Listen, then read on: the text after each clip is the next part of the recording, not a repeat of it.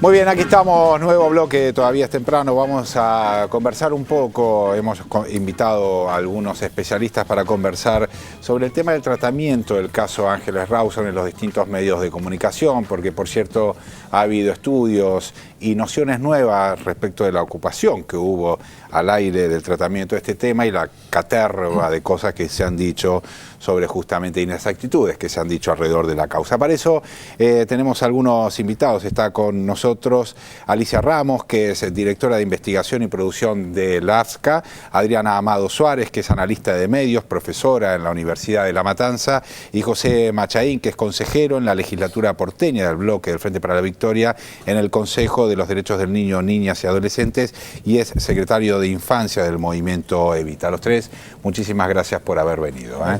Arranquemos con la primera pregunta, bastante elemental, que me parecería interesante encontrar de parte de cada uno de ustedes una apreciación, aunque sea general, respecto de lo que pasó en estos por lo menos 15 días del tratamiento que hubo en los distintos canales de televisión sobre el caso de Ángeles. Bueno, sí, la verdad es que, como bien dijiste, desde que comenzó el caso fue una sucesión, por decirlo de alguna manera, de hechos bochornosos, ¿no? Desde que se inventa una violación, la primera vez que los medios, no sé si es la primera, pero esta vez los medios construyen una violación en este sentido, y lo que no hay que perder de eje es que es una niña, una adolescente, y que estuvo absolutamente maltratada por muchos medios. Yo creo que el pico máximo del maltrato fue la emisión de las fotografías que publicó el diario Muy el viernes pasado, que bueno, que creo que fue el punto máximo de la pérdida de la ética y de la dignidad. En ese sentido, AFSCA tiene muchas maneras de abordar la temática, haciendo infringir, porque en términos legales, la verdad que es una ley, la 26.522 de servicios de comunicación, muy amplia en términos de derecho. Tiene 3 artículos particulares que pueden hacer infringir este tipo de emisiones, lo que se ve al aire, lo que se escucha por la radio, que son el 68, el 70 y el 71, y los 3 pueden ser abordados también desde el artículo 107 como falta grave, por el mal tratamiento de esta temática. En ese sentido, bueno, el presidente de la AFSCA, Martín Sabatella, está con la decisión absolutamente firme y política de llevar adelante todas las sanciones que sean necesarias para aplicar aquellos medios que hayan maltratado la temática, que fue desde el principio prácticamente que se dio a conocer el hecho. Mariana, tenemos algunas placas mientras escuchamos las opiniones para ir mostrando respecto de estudios que se han hecho sobre la utilización del aire, vamos a decirlo así, ¿no? Sí, la consultora Ejes hizo un estudio muy interesante, contó la cantidad de horas que el tema estuvo en el aire en la televisión, desde el día de la desaparición de Ángeles Rawson, el 6 de junio, hasta el viernes pasado, que fue el 28 del 6. Ahí está, mira. En total fueron 594 horas de aire. Y vos fíjate ahí, 47% de la cobertura, casi la mitad se la llevan 3 canales. C5N es el primero, América TV y América 24. La mitad casi de estas 594 horas, que equivalen, y esto hay que decirlo, a casi 25 días ininterrumpidos de aire de un solo canal. O sea, pensá 25 días seguidos. Hablando solo de eso. Solo de eso, un solo canal. Ahí vemos esas 594 horas que equivalen a esa cantidad de tiempo. Y esos 3 canales que mencionábamos fueron los que se llevan casi el 50% de la cobertura. Y el tema transitó por más de 40 programas, que esto también, ¿no? Hegemonizó la pantalla, independientemente de qué se trataba el programa. Claro, claro. O sea, no era solo los noticieros, no eran solo los programas informativos, o en el caso nuestro, que lo hemos tratado también desde alguna perspectiva, sino todos los programas de Chimento, los programas de paneles, todos los programas tenían este tema como central. Ahora, Adriana, hay una cosa ahí que es, yo entiendo de alguna manera la lógica que plantea Alicia respecto de los sobrepasos que hay, sobrepasos naturales, que uno entiende, naturales en el sentido de que es sobrepasos habituales. Que hay que desnaturalizar. Claro, que hay que desnaturalizar, por supuesto, pero yo entiendo también que ese diálogo, digamos, entre el sobrepaso y la sanción es una de las cosas que viene ocurriendo desde hace mucho tiempo en los medios de comunicación. No es una novedad para plantearlo en esos términos, Alicia, si se me permite. Claro. Digamos, una cosa que viene pasando y que probablemente haga un síntoma más grave o más incomodante alrededor de casos policiales, de las características de una menor y de un abuso, etcétera, etcétera. ¿Cómo se hace para salir de esa lógica, de esa dialéctica y que unos escuchen a otros, digamos, y que se pongan, digamos, ahí como cosas razonables de por medio en vez de la exageración y la sanción? Me parece que nosotros estamos como muy concentrados en la emisión. Entonces es cierto que hubo muchas horas, hubo muchos canales que hicieron de esta cobertura su tema principal. Pero si nosotros lo ponemos desde el lado de la ciudadanía, de la gente que estaba viendo, no se dio tal hegemonía. Por ejemplo, un dato es que los programas de la tarde, que habitualmente son de entretenimientos, y que tomaron este caso y que lo mantuvieron casi durante 2 semanas, no es que mejoraron sustancialmente sus niveles de audiencias. Y si vos ves los otros programas que estaban enfrente de esos otros, como unas telecomedias, incluso telecomedias que se pasaron ya varias veces, la gente le dio más audiencia a eso. Es decir, que me parece que a nosotros nos falta triangular la problemática y ver si efectivamente la gente se está apropiando de esto como un tema, como una afición, como un gusto. Porque ese es el gran argumento, digamos, lo pasamos porque la gente lo quiere pide, ver eso. El morbo, ¿no? El morbo de la gente. Es que generalmente se excusa en la gente la propia falta. Lo cierto es que nosotros no tenemos ningún estudio de lo que la gente está haciendo con eso. Los indicadores que nosotros podemos ver es que esto lo que genera obviamente es una cuota de novedad. Entonces, en el primer momento o cuando hay algo que hace avanzar la información, obviamente eso captura la atención, pero esa atención es muy difusa y esa es incluso la razón por la cual los programas que sí hacían de esto su caballito de batalla cada vez iban exagerando la nota. ¿Por qué? Porque veían que la atención se difunde. Entonces, me parece que también seguir apretando en la emisión lo que genera es seguir magnificando el caso. Digo, si uno tuviera... Para poder sostenerlo también como tema, o sea, necesitan retroalimentar para poder sostenerlo.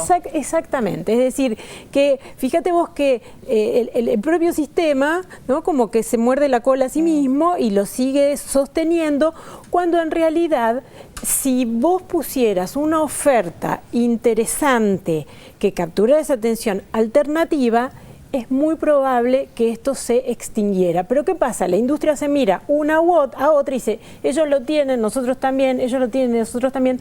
Y después dice, bueno, es lo que la gente pide, genera, digamos, a partir de que, bueno, creció un poquito la audiencia. Pero lo cierto es que no hubo un crecimiento desmesurado del rating en estos noticieros o en estos programas que lo tuvieron. O sea, no alteró, digamos, la lógica de competencia entre los canales. El que iba primero seguía siendo primero, el segundo segundo y así. Exactamente, como sí lo generó las situaciones extraordinarias, como fue el caso de las inundaciones de La Plata, que ahí sí hubo un verdadero dispare de interés de la audiencia, pero que también se agota en la medida que la situación se soluciona. Entonces, creo que es cierto que digamos, uno nunca va a estar en contra de unos medios más responsables, pero me parece que si se impusiera en la discusión la opinión de la ciudadanía, de las audiencias, de la gente auténticamente, se rompería parte de este mito de qué es lo que quieren. ¿Qué es lo que quieren? José, sería interesante que vos contaras que vos pertenecés al Consejo de Derechos de Niñas, Niños y Adolescentes, que es un órgano de la ciudad de Buenos Aires que pretende proteger los derechos de los niños. Sí. ¿Y pensás que hay alguna forma de proteger en estos casos a una niña que además fue asesinada, que, digamos, su aparición en los medios de esta forma? ¿Hay forma de protegerla? A ver, yo me interesaría aportar una cuestión de más independientemente de la cuestión del tratamiento de los medios, sino la cuestión específicamente del tema del derecho, en este caso de Ángeles. Hay artículos concretos en la Ley de Infancia de la 26061 que indica de que no se puede avanzar sobre la dignidad de los chicos. Entonces, hay articulados tanto en la ley nacional como la ley local, en la cual podemos encuadrarnos en que no se puede decir cualquier cosa y decir cualquier cosa en pos de la libertad de prensa cuando estamos hablando de, en este caso, de la dignidad, la intimidad de los chicos. Entonces, que las 500 y pico de horas que se mostraban ahí, que se pudieron haber tocado, no es mi preocupación. Mi preocupación es la calidad de la información y cómo se abordó y se trató a Ángeles y a su familia, hablando de su intimidad, mostrando sus fotos de la intimidad del Facebook, donde no importa si está en una red social, se la pone en público cuando no es la intención. Entonces, a mí me parece que lo que tenemos que abordar es que algunos responsables de medios tienen que asumir la responsabilidad de que tienen de no dar cualquier cosa y decir todo cualquier no vale. cosa. Todo no puede valer, no puede valer. A mí me llama mucho la atención, justamente, el director de MUI, el señor Horacio Convertini, paradójicamente, es muy llamativo. Recientemente, en mayo, ha sido premiado como autor de literatura infantil. Me llama la atención que se supone una persona que debe tener una sensibilidad para poder acercarse desde la literatura infantil, haya podido tomar una decisión de que no importa nada, donde evidentemente ha dejado de lado esa sensibilidad que lo acerca y que la debe tener, porque se ha sido reconocido como autor de literatura infantil, la debe tener, para poder llevar a mostrar esas cuestiones tan aberrantes. Ahora, José, ¿cuáles son las ilegalidades, vamos a decir así, que se cometieron? Para que tengamos una idea todos también y sepamos al momento de consumir una cosa de esta naturaleza, saber cuándo se está cometiendo una ilegalidad. Tenés el artículo 10 de la 2681 de la Ley de Infancia Nacional, que es el derecho a la vida privada y la intimidad familiar. Tenés el artículo 22 de la misma ley, el derecho a la dignidad, donde dice se prohíbe exponer, difundir o divulgar datos, información que está en los objetos de esta ley. ¿Cabe a quien rompe? No, la ley no te indica. Esto es otro llamado, digamos, que a la justicia, digamos, que porque habiendo este corpus normativo, que debieran, más allá de los acontecimientos, tomar estas leyes y si dice la ley no se puede. Lo que pasa es que yo entiendo que es posterior, José, porque es posterior lo que pasa, digamos, frente a esta situación, el padre de Ángeles ya dijo, voy a iniciar acciones legales, pero ya pasó el hecho.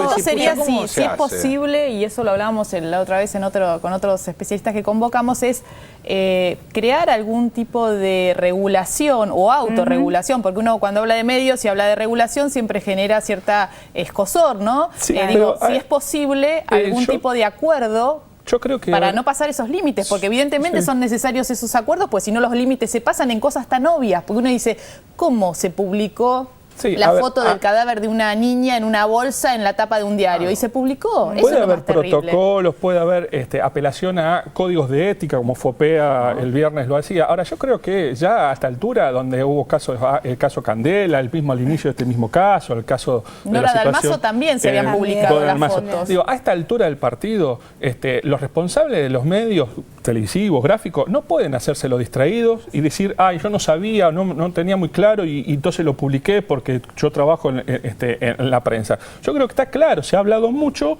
se ha dado claramente algunos parámetros y no hay cosas que deben saber que no se puede hacer y que es respetuoso, sobre todo en el caso de los chicos, que no hay que avanzar en este tipo de cuestiones. ¿Les parece que una situación como esta de poder debatir, digamos, sobre algo que se ha publicado también funciona en este sentido, instructivo respecto de las responsabilidades que tiene que adoptar un editor, etcétera? Hace un aporte. Sí, siempre y cuando se haga con el lector del propio medio. Porque si nosotros analizamos, digamos, nuestro público está de acuerdo con algo que hacen los otros medios, de ahí que las instituciones de ética o de autorregulación no funcionan hacia adentro de los medios, funcionan como un contrato con su propio lector. Entonces me parece que eso es lo que está faltando, que ese diálogo no sea de unos que no son los lectores de ese medio. También hay que preguntarse qué le pasa al lector de ese medio o cómo reaccionó. Agotó la edición de MUI del Entonces ahí es donde nos tenemos que preguntar también la otra cuestión, que es qué nos pasa a nosotros como sociedad que estamos tan ávidos de este tipo. Yo no lo llamaría morbo porque estamos hablando de comportamientos colectivos y el morbo es una patología privada, ¿no? Digo, pero también tiene que ver con algo que nos está pasando y en donde por más que uno siga apretando, digo, estamos en un sistema de comunicación en donde uno puede agotar o pedirle a la televisión que no lo pase, pero van a ir a buscar el video de YouTube. O sea, estamos pasando como un sistema bastante inquietante en lo que hace a los contenidos. Entonces, se impone esa responsabilidad compartida con la ciudadanía. Adriana, Alicia, les agradezco enormemente. Lamentablemente, una cosita sola quiero decir. Dedicamos porque 590 horas, pero no tenemos un minuto. Lo que decía la compañera es muy interesante. Lo que yo digo es que como Estado Nacional nosotros tenemos que, obviamente lo que ella habla de la sociedad es así, nadie lo puede desconocer, pero como rol del Estado, el AFCA, por ejemplo, como organismo de control, como Estado Nacional tenemos que velar porque estos derechos se cumplan. La ley que mencionó José, la 26061 de protección integral para los derechos de los niños, niñas y adolescentes, se contempla íntegramente en un artículo de nuestra ley. Entonces nosotros, la sociedad por su parte, yo creo que no hay una medida sola, pero como organismos del Estado tenemos que hacer también que esto se garantice. Alicia, Adriana, muchísimas gracias, José, muchísimas gracias por haber venido. Esperemos que haya servido para algo y sobre todo para que ustedes que están del otro lado también aprendan que como consumidores de información tenemos todos un rol. Vamos a un corte, en un ratito volvemos que todavía es temprano.